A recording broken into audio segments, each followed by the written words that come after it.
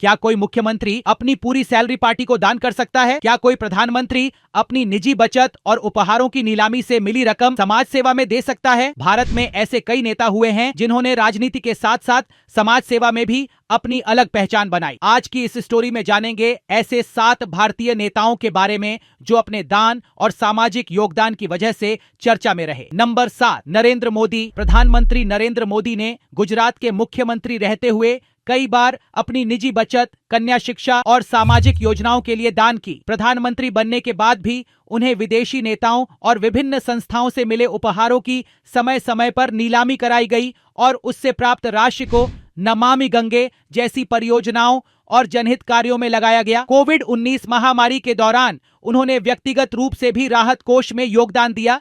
यही वजह है कि उनका नाम समाज सेवा से जुड़े योगदानों में अक्सर लिया जाता है। नंबर 6, माणिक सरकार। त्रिपुरा के पूर्व मुख्यमंत्री माणिक सरकार को भारत के सबसे सादगीपूर्ण नेताओं में गिना जाता है। मुख्यमंत्री रहते हुए वे अपनी लगभग पूरी सैलरी अपनी पार्टी को दे देते थे और अपने निजी खर्च के लिए केवल सीमित राशि रखते थे। उनके पास न तो बड़ी संपत्ति थी और न ही आलीशान जीवन शैली। सादगी और त्याग के कारण वे आज भी एक मिसाल माने जाते हैं। नंबर 5, ममता बनर्जी। पश्चिम बंगाल की मुख्यमंत्री ममता बनर्जी अपनी सादगी और सामाजिक योगदान के लिए जानी जाती हैं। उन्होंने कई बार प्राकृतिक आपदाओं और राहत कार्यों के लिए आर्थिक सहायता दी। उनकी लिखी किताबों की रॉयल्टी और पेंटिंग्स की बिक्री से होने वाली आय का एक हिस्सा भी सामाजिक कार्यों और जन कल्याण के लिए इस्तेमाल किया गया है। नंबर 4, पवन कुमार चामलिंग। सिक्किम के लंबे समय तक मुख्यमंत्री रहे पवन कुमार चामलिंग ने शिक्षा, गरीब छात्रों और सामाजिक संस्थाओं के लिए लगातार आर्थिक सहायता दी। उन्होंने राज्य में शिक्षा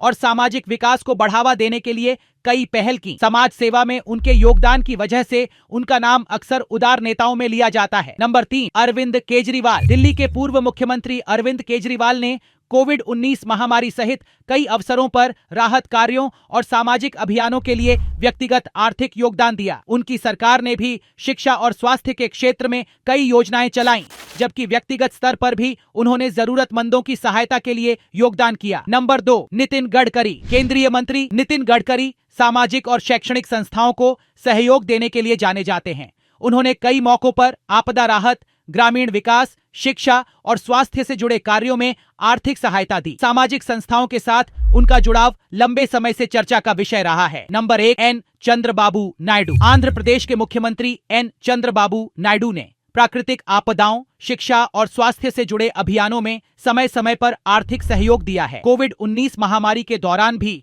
उन्होंने व्यक्तिगत योगदान दिया। जनहित के लिए किए गए उनके आर्थिक सहयोग की कई बार सार्वजनिक रूप से चर्चा हुई।